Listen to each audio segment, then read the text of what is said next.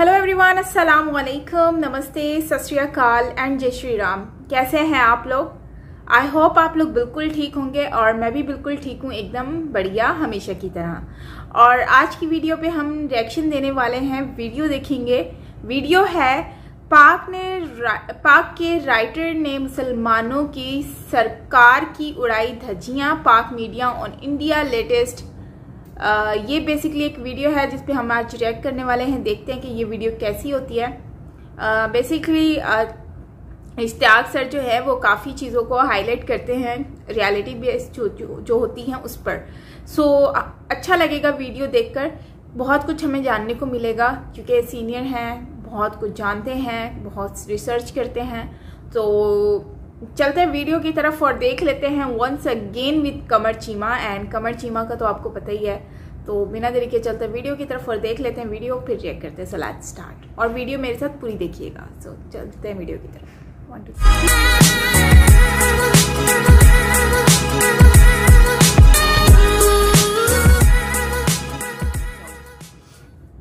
पाकिस्तान की अजीब एम्बिशन है। ना ये कोई इंडस्ट्रियल पावर है, ना ये कोई मिलिट्री पावर है। यानी ठीक है, न्यूक्लियर वेपन्स तो हैं, लेकिन इनके मुद्दे मुताबिक इनके मुकाबले में फिर जो इनके दुश्मन हैं उनके पास भी हैं, तो वो तो जीरो हो जाता है ना। तो जब आपकी कोई क्लाउड नहीं है, इंटरनेशनल क्लाउड, तो आप अपने साइज से बड़ा होके क्या रोल प्ले करना चाहते हैं? Why do you want to do it? यानी मैंने एक मेटाफर इस्तेमाल किया है, फोर्ट्रेस ऑफ इस्लाम। ये हमारी जो डीप स्टेट है, हमारे पॉलिटिशियन जो हैं, डिप्लोमेट भी शायद उनमें इंक्लूडेड ही होंगे, वो पाकिस्तान को फ्रंट लाइन समझते हैं इस्लामी ममालिक की। यानी सारी दुनिया में इस्लाम का झंडा ऊंचा करने में हमारा पेश रोल होना चाहिए। ये अब जाके ज्यादा नुमाया हो गया, लेकिन ये बड़ी देर से एम्बिशन हमारी रही है। जय हिंद दोस्तों, कैसे हैं आप? पाकिस्तान हमेशा से ही एक तरफ रियासत मदीना की बात करता है तो दूसरी तरफ इस्लामिक दुनिया का बादशाह बनना चाहता है, जिसके लिए वो किसी भी हद तक गुजरने को तैयार है। टर्की ने एक ड्रामा बनाया था, वो नेशनल टीवी पर ब्रॉडकास्ट करता है पाकिस्तान। उससे क्या होता है? बच्चे तलवार लेकर काफिरों का सर काटने निकल पड़ते हैं। ये जो दोहरा चरित्र पाकिस्तान का है, दुनिया के सामने आ चुका है और बहुत जल्द पाकिस्तान जैसे देशों का खात्मा भी दुनिया करने वाली है। कुछ लोग ऐसे हैं जो थोड़े सेंसिबल हैं और सटीक बात करते हैं। सुनिए। चौधरी रहमत अली ने भी एक दफा जो प्लान बनाया था, वो Pakistan, Afghanistan, Iran, Turkey, central Asia तक जाता था। फिर अफगान जिहाद के अंदर इस आइडिया को दोबारा रिवाइव किया गया। अब ये इस शक्ल में नज़र आता है कि ज़रा सी बात हो तो इस्लामोफोबिया के नाम पे ये भागना शुरू कर देते हैं सारी दुनिया में। और पाकिस्तान के अंदर जो सबसे ज़्यादा एक्सट्रीमिस्ट फोर्सेस हैं, उनको ये खुली छुट्टी दे देते हैं, उनके ये चैम्पियन बन जाते हैं।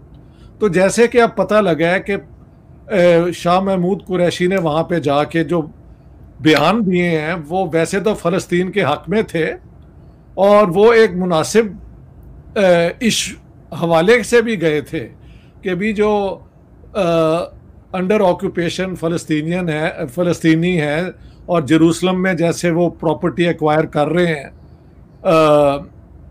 ये जो हैं सेटलर्स, इस पे एहतजाज होना चाहिए। ये एक मुनासिब बात है। लेकिन वहाँ जाके इन्होंने जो जिस तरह से बातें की हैं ना, वो डोमेस्टिक कंस्टिट्यूएंसी को, यहाँ लोगों को खुश करने की बातें की गई हैं। उसका नतीजा ये निकला कि एक जर्नलिस्ट ने इन्हें एंटीसेमिटिज्म का इल्ज़ाम लगा दिया और उसका फिर जवाब आखिर में जो इन्होंने दिया कि नहीं, मैं तो इजरायली और फ़लस्तीनियों की जो जानें जा रही हैं, उनके साथ जो नुकसान हो रहा है, तो मैं दोनों का दुख करता हूँ। तो ये अच्छी बात है। लेकिन शुरू में इन्होंने वही पॉपुलिस्ट बातें की हैं विदाउट रियलाइजिंग कि आप किससे बात कर रहे हैं। डोमेस्टिक कंस्टिट्यूएंसी को इन्होंने बहुत देर से, इमरान खान ने और फॉरेन मिनिस्टर ने और ये सब ने अपनी बुनियाद बना लिया है फॉरेन अफेयर्स को कंडक्ट करने की। मैं समझता हूँ ये एक एस्केपिज्म है। पाकिस्तान में 3 साल में इमरान खान कोई कामयाब पॉलिसीज लेके नहीं आए। ठीक है, उनके ऊपर कोविड का एक बोझ आ गया और बाकी भी मसाइल खड़े हो गए, that we all have to understand. लेकिन जितनी महंगाई है, जितनी अनएम्प्लॉयमेंट है, दुकानें बंद हैं, बाजार जो हैं वहाँ पे कोई जाता नहीं है, बेतहाशा लोग नौकरी की तलाश में रोज़ निकलते हैं और कोई उनको रास्ता नहीं खुलता उनके ऊपर, तो उधर तो ये आते नहीं हैं फौरन। यानी क्या कहते हैं, फोरम्स में जाके और चैंपियन करना उम्मा के कॉजेज को, ये मुझे तो समझ नहीं आती कि why must Pakistan do it. जैसे मुझे समझ आती है ना सऊदी अरेबिया इनसे खुश है, ना ईरान इनसे खुश है। ये टर्की के पीछे लग के जो कर रहे हैं, इनको नुकसान ही नुकसान होगा। Pakistan should mind its own business, मैं तो ये समझता हूँ।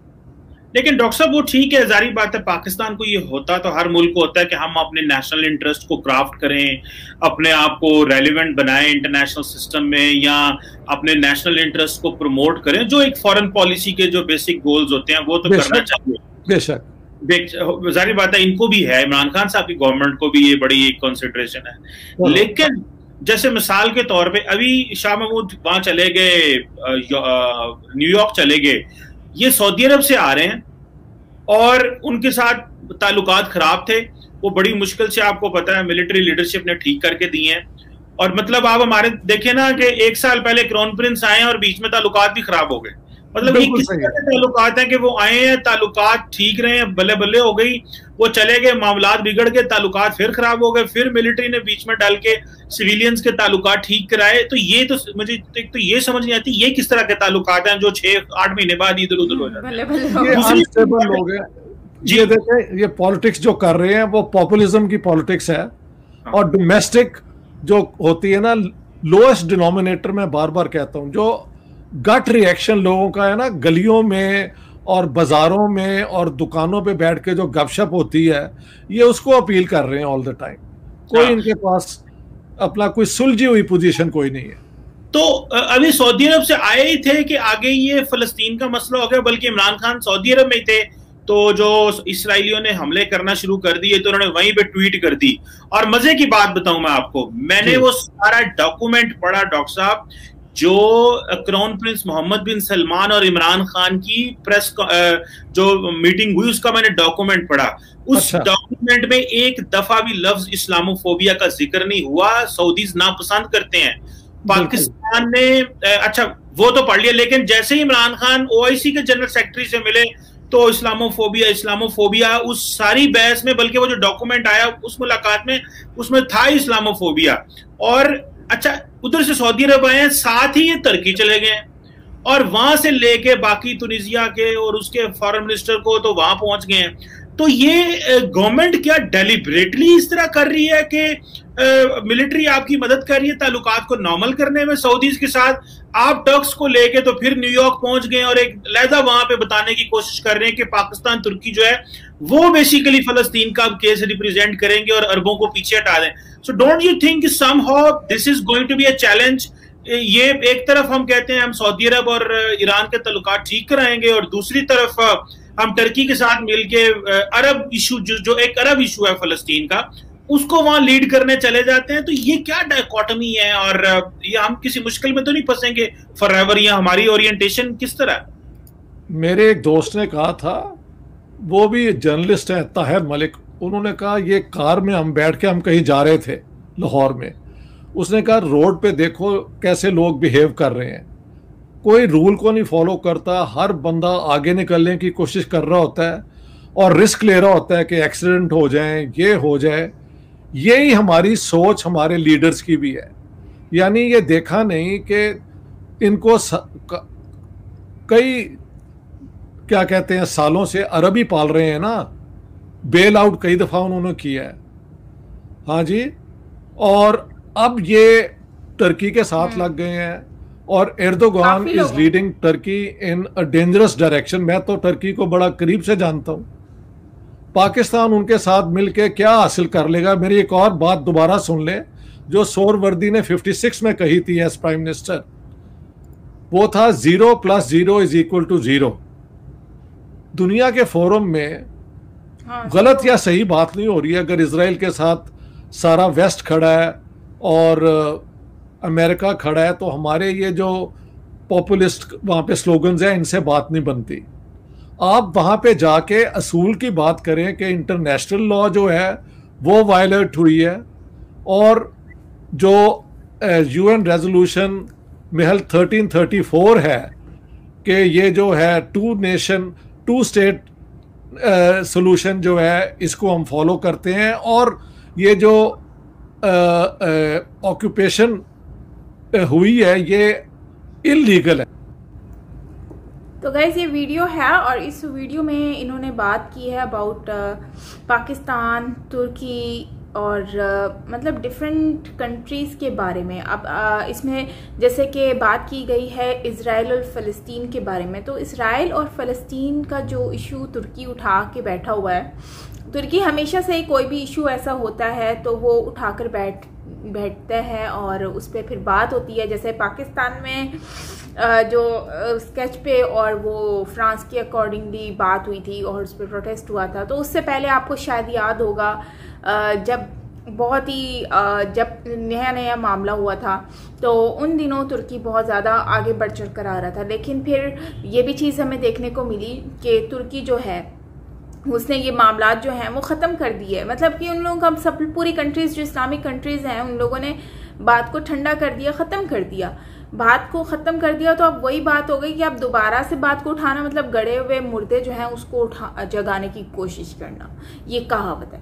तो पाकिस्तान वही कहावत को रिपीट कर रहा है। पाकिस्तान ने क्या किया, पाकिस्तान के बहुत सारे लोग हैं जो तहके लब्बैक हैं, उन्होंने क्या किया, उन लोगों ने अपनी मतलब कि अपनी, मैं तो कहूँगी कि बेवकूफ़ाना हरकतें की हैं कि उन्होंने अपने लोगों को नुकसान पहुँचाया। एक इस कोरोना के दौर में उन लोगों ने जो है वो इस तरह से बाहर आए रोडों पर, इतनी सारी आवाम को लेकर, अनपढ़ जाहिल लोगों को लेकर, जो अपने ही लोगों पर नुकसान कर रहे हैं। और जो एक तो हमारी कंट्री वैसे डेवलप करती नहीं है, मज़े की बात है कि डेवलप हो रही नहीं है, अगर होगी ये थोड़ी बहुत, और उस पर भी इन लोगों ने क्या किया, उसको भी तोड़ फोड़ करके अपना गुस्सा दिखा रहे हैं। भाई गुस्सा दिखाना है तो तुम किसी और पर तुम उस चीज़ पर दिखाओ ना, उस चीज़ पर दिखाओ जिस पे तुम लोगों को इशू है। इस चीज़ पे आप लोग इशू करके दिखा रहे हो, मार पीट के अपने ही शहर के, अपने मुल्क के लोगों को, अपनी कंट्री के इनोसेंट लोगों को आप मार रहे हो। जो कॉमन लोग हैं, जो आपके साथ प्रोटेस्ट नहीं कर रहे हैं, आप उनको मार रहे हो यार। तो आप इसी से आइडिया लगा लें कि हमारा जो माइंड है वो कहाँ पर चला जाता है। तुर्की इस बार भी इजराइल और फ़लस्तीन के लिए उठकर आया है। साथ में पाकिस्तान ने भी कहा कि yes we are with you, ठीक है, और हम लोग फ़लस्तीन के लिए काम करेंगे। और ये वो लोग हैं जो सिर्फ बोलते हैं, करते नहीं हैं। आज तक आप लोगों ने कभी कुछ देखा है कि इन लोगों ने कुछ किया हो? नहीं, कुछ नहीं किया। अब अरब के साथ वैसे ही हमारे कंट्री के बहुत बुरे हालात चल रहे हैं।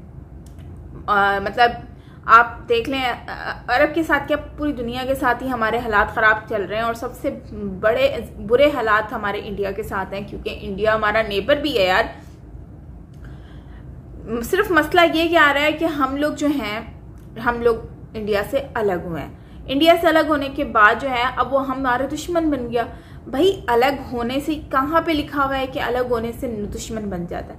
तो अब ये इसी वजह से दुश्मनी निभा रहे हैं। तो और फिर जो कि जैसी करनी वैसी भरनी, तो जो किसी के लिए कुआं खोदा था अब उसमें खुद ही खीर रहे हैं। तो यही मसला है। बाकी अब जैसे कि ये लोग कह तो रहे हैं कि फ़लस्तीन के लिए आवाज़ उठाएंगे, उठा भी रहे हैं, अच्छी बात है, उठाना चाहिए। उनके साथ जुल्म हो रहा है, उनके ऊपर, उनके लिए आवाज़ उठानी चाहिए। लेकिन पूरी दुनिया जो है ना वो इस वक्त इजराइल के साथ है, ठीक है, इजराइल के साथ है। तो इजराइल इस वक्त स्ट्रॉन्ग है। पाकिस्तान और तुर्की के कहने से कुछ नहीं होगा। अब दूसरी कंट्रीज को आप देख लें, जैसे कि अरब है और भी जो स्ट्रॉन्ग मुस्लिम कंट्रीज हैं, सऊदीया को देख लें यार, उन लोगों को कोई फर्क नहीं पड़ता। उन लोग वो भी इजराइल को ही सपोर्ट कर रहे हैं। वो लोग नहीं कर रहे फ़लस्तीन को, अगर कर भी रहे हैं तो वो उनके राइट्स के लिए जस्ट कर रहे हैं, ऐसा सच कुछ नहीं है। आप इससे आइडिया लगाएं कि ये लोग, इन लोगों को इन चीज़ों से नहीं है कि यार इस्लामोफोबिया हो रहा है, लोगों को, मुस्लिम्स को मारा जा रहा है, वो ये कर रहे हैं वो कर रहे हैं, उनको सिर्फ इस चीज़ से होता है कि बस जुल्म ख़त्म हो जाए, दैट्स इट। अब ये इस्लामोफोबिया तो हम लोगों ने अपने सर पे सवार करके रखा हुआ है, और मज़े की बात यह है कि इस्लामोफोबिया जैसा वर्ड मैंने आज तक कभी नहीं सुना था, लेकिन अब जब से मैं वीडियोस रिकॉर्ड कर रही हूँ, मैं देख रही हूँ, तो मुझे आइडिया हो रहा है कि यार ये इस्लामोफोबिया जैसा भी कोई वर्ड है। इस्लामोफोबिया में के नाम पर हम लोग जो है पूरी दुनिया में अपना झंडा लगाकर बैठे हैं और लोगों को बता रहे हैं कि यार इस्लाम जो है वो ख़तरे में है, इस्लाम के ख़िलाफ़ है सब लोग। तो यार ऐसी चीज़ें मत करें ना जिससे हम लोगों को लोग बुरा बोलें, हमारे ख़िलाफ़ हों। आप देखें बुरखे के ऊपर इन लोगों ने पाबंदी लगा दी है। क्यों पाबंदी लगाई है? क्योंकि हम लोगों की अपनी गलतियां हैं। इस बुरखे में आप लोग बहुत सारे ऐसे क्राइम करते हुए पकड़े गए हैं, ठीक है। क्राइम करते हुए जब पकड़े जाएंगे तो फिर जाहिर सी बात है उसको लोग बंदी करेंगे ना, बैन ही करेंगे ना। अब आप देख रहे हैं चाइना में तो मुस्लिम जो हैं उन लोगों को तो अपनी मर्जी के कपड़े पहनना अलाउ नहीं है, अबाया तो वो दूर की बात है। बहुत अच्छी इंडिया को अब जैसे हम दुश्मन समझते हैं, वो लोग अबाया पहनने से बिल्कुल मना नहीं करते, वहाँ पर तो लोग पहनते हैं। तो ये बात होती है, हम उनको हमेशा अपना दुश्मन समझ के बैठे हैं। अब बांग्लादेश को देख लो, बांग्लादेश है वो उसने अपने पासपोर्ट से बाकायदगी से हटा दिया है इजराइल का नाम के, जो उस पर वहाँ पर जाना मना है, इसके अलावा आप कहीं भी जा सकते हो। तो हम लोग अभी भी उसी छोटी सी सोच के मालिक बनकर बैठे हुए हैं। शाह महमूद कुरैशी जो हैं उन्होंने मतलब कि वहाँ पर गए और उनकी तो मुझे खुद भी समझ नहीं आती कि ये लोग खुद क्या बोलते हैं क्या करते हैं, क्योंकि देखो वहाँ पर जाके कुछ और बोल रहे हैं, यहाँ आके कुछ और बोल रहे हैं, तो इन लोगों के भी स्टेटमेंट का समझ ही नहीं आता। और ये मुझे नॉर्मल जो डिस्कशन है उससे ज़्यादा, मुझे प्रोफेशनल ट्रिप से ज़्यादा तो मुझे जो है वो ऐसे ही जस्ट फॉर फन, और आप कह सकते हो जस्ट फॉर ट्रैवलिंग जो है वो मुझे पर्पज़ लगता है, जैसे कि एंजॉय करने गए हो। क्योंकि इन लोगों की कोई ऐसी सच कोई जो होता है ना वो सारी चीज़ों को हाईलाइट करना, प्रॉब्लम्स को डिस्कस करना, मुझे नहीं लगा कि कभी इस तरह का इन्होंने इस तरह की चीज़ों पे हाईलाइट किया है या डिस्कस किया है। और आई थिंक जब जस्ट चाहते हैं, बातें करते हैं और बस आ जाते हैं और बोलते हैं कि हमने ये किया वो किया, तो ये सारी चीज़ें। खैर गाइज, ये है हमारी आज की वीडियो। बाकी अब क्या एक्सपेक्ट कर सकते हैं जब आप लोगों ने, ठीक है इमरान खान जो है वो उनके दौर जब वो आए उस टाइम पर कोरोना आ गया और ये सारी चीज़ें हैं उस पर, लेकिन हम लोगों ने वैक्सीन तो अब तक नहीं बनाई। ठीक है, वैक्सीन हमारे सामने तो अब तक आई नहीं, अभी भी हम भीख ही मांग रहे हैं लोगों से। वैक्सीन नहीं बनाई हम लोगों ने जो है वो अभी अपनी हॉस्पिटल्स में ऐसी सिचुएशन नहीं बना सके कि अगर हम लोगों के पास कोई आता है, ठीक है, अगर ऐसा कोई अल्लाह ना करे अगर ऐसा कोई मामलात हो जाते हैं, जैसे कि अभी रिसेंटली भारत में भी हुआ था, इतनी स्ट्रॉन्ग कंट्री होने के बावजूद भी उन लोगों को कितनी चीज़ें फेस करनी पड़ी। एंड और सोचें अगर हमारे साथ भी ऐसा होता है तो हम तो इसके लिए बिल्कुल भी प्रिपेयर नहीं है, टू बी ऑनेस्टली। हम लोगों की तो हालात भी ऐसे हैं और हम लोगों की तो लोग भी इतने माशाल्लाह से एजुकेटेड और समझदार हैं कि उनको पता ही नहीं है कि प्रिकॉशंस कैसे लेनी है। उनके तो मास्क, उनको पूछो मास्क की तरह बोलते हैं, हमारे मास्क तो घर में रखे हुए हैं, मतलब आराम कर रहे हैं। तो यहाँ ये सोच है इन लोगों की और इनकी सोच को भी मुझे दिल करता है सैल्यूट करने का। और दूसरा कि ऑक्सीजन वगैरह हमें तो खैर मिलने से रही, क्योंकि हमने अपने सबसे हालात ख़राब करके रखे हुए हैं, तो कौन हमारी हेल्प करेगा? कोई नहीं देगा। वैसे ही मांगने के नाम से इतना फेमस हो गए हैं, तो खैर ऊपर वाले के हाथ में ही अब सब कुछ है। अब देखते हैं क्या होता है, आई डोंट नो कि क्या होता है। सो खैर जो जैसा बोया है वैसा ही पाएंगे। तो अब सिलेक्ट किया है तो फिर तो ये चैलेंज है उनके लिए और हमारे लिए भी एक चैलेंज है कि बर्दाश्त करना है भाई। तो खैर गाइस, ये थी हमारी आज की वीडियो। आई होप कि आपको अच्छी लगी होगी एंड मिलते हैं नेक्स्ट वीडियो के साथ। तब तक के लिए अपना बहुत सारा ख्याल रखिएगा and don't forget to subscribe my channel, please please please. All notification पर बेल आइकन को प्रेस कर लें ताकि सारी वीडियोस आपको मिलती रहें। एंड ऑल्सो अगर आपको मेरी वीडियो का लिंक जैसे कि नहीं मिलता, लिंक लाइक आपको नोटिफिकेशन नहीं मिल रहा, तो आप क्या करें, आप टेलीग्राम पर मुझे फॉलो कर सकते हैं। साइमा पीरज़ादा रिएक्शन के नाम से मेरा टेलीग्राम है, वहाँ पर आप मुझे जाके फॉलो कर सकते हैं। वहाँ पर लेटेस्ट वीडियो की जो लिंक होगा वो मैं उस पर शेयर कर दूंगी आपसे, तो आप जाकर वॉच कर लीजिएगा। सो मिलते हैं नेक्स्ट वीडियो के साथ, तब तक के लिए ख्याल रखिएगा। मैं हूँ साइमा पीरज़ादा, बाय।